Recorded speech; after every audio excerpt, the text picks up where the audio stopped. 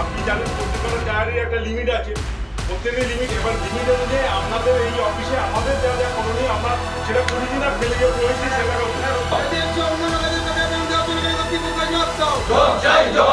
এই পিএইচই ডিপার্টমেন্টে জল জীবন মিশনের কাজ হচ্ছে হর ঘর জল, বাড়ি বাড়ি পানীয় জল সংযোগের কাজ আমরা করছি।